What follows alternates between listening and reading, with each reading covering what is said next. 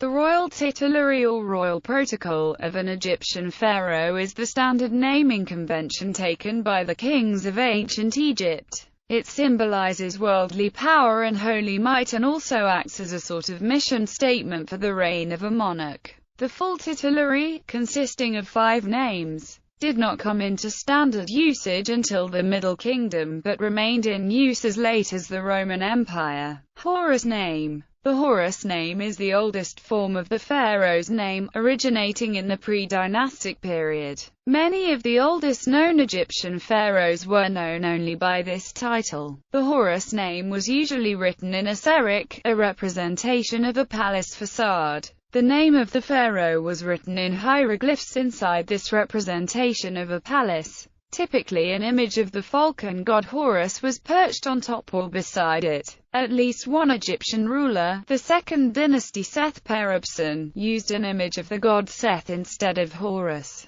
perhaps signifying an internal religious division within the country. He was succeeded by Karsekemwe, who placed the symbols of both Set and Horus above his name. Thereafter, the image of Horus always appeared alongside the name of the pharaoh. By the time of the New Kingdom, the Horus name was often written without the enclosing seric. Nebtai name. The Nebtai name was associated with the so-called heraldic goddesses of Upper and Lower Egypt. Nekbet, patron deity of Upper Egypt, represented by a vulture, and Wadet, patron deity of Lower Egypt, represented by a cobra. The name is first definitively used by the 1st dynasty pharaoh Samerkhet, though it only became a fully independent title by the 12th dynasty. This particular name was not typically framed by a cartouche or seric, but always begins with the hieroglyphs of a vulture and cobra resting upon 2 baskets. The dual noun, Nebtai, Horus of gold,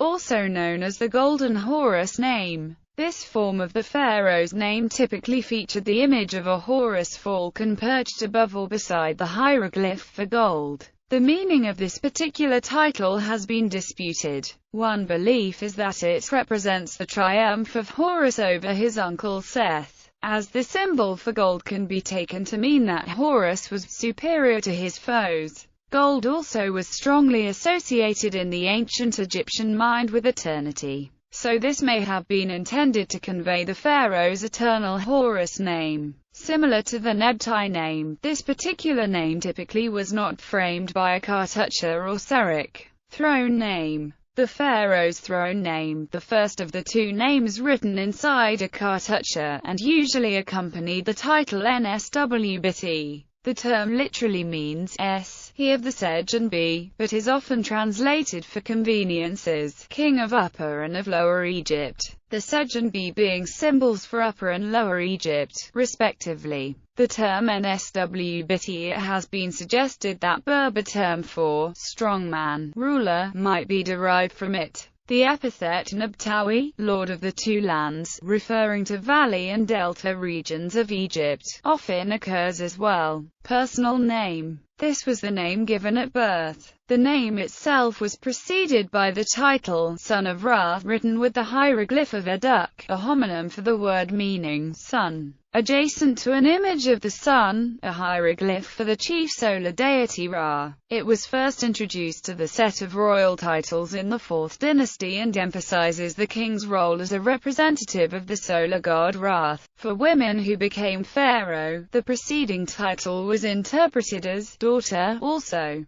Modern historians typically refer to the ancient kings of Egypt by this name, adding ordinals to distinguish between different individuals bearing the same name. Examples of the full titulary. Hatshepsut, the full titulary of 18th dynasty pharaoh Hatshepsut, providing a guide to pronunciation and its equivalent meaning and showing the differences if the pharaoh is a woman, is as follows. Pronomen. Maat-Kari, truth, Maat, is the Ka of Re. Nomen. Kanumchaman Hatshepsut, joined with Amun, foremost of noble ladies. Horus name. Wesret Cow, mighty of Kas. Nebtai name. Wadrenput, she of the 2 ladies, flourishing of years. Golden Horus. Net Geret How, divine of appearance. Thutmose III, the full titulary of 18th dynasty pharaoh Thutmose III, providing a guide to pronunciation and its equivalent meaning, is as follows. Horus name.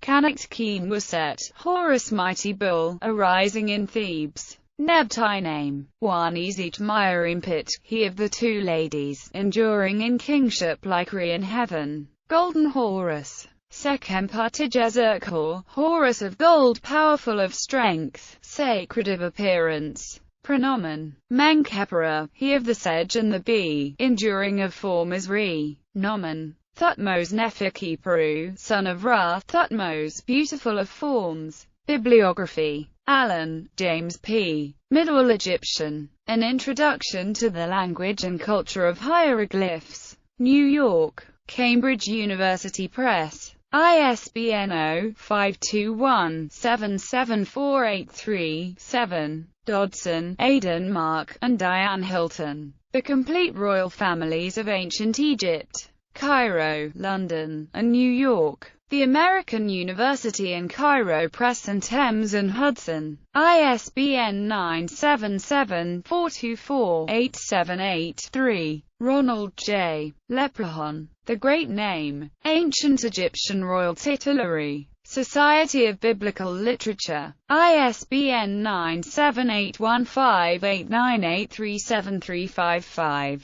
Gardner, Alan Henderson. Egyptian Grammar, being an introduction to the study of hieroglyphs. Oxford. Griffith Institute. Quirk, Stephen G. J. Who were the pharaohs? A History of Their Names with a List of Cartouches. London. British Museum Publications Limited. Schneider, Thomas. Zur Etymologie der Bezeichnung König von Ober- und Unterägypten. Zeitschrift für Ägyptische Sprache und Altertumskunde 120. 166–181. Shaw, Gary J. The Pharaoh, Life at Court and on Campaign. London and New York. Thames and Hudson. pp. 2021. Von Beckerath, Jürgen. Handbuch der Ägyptischen Königsnamen. Mainz am Rhein. Verlag Philipp von Zabin.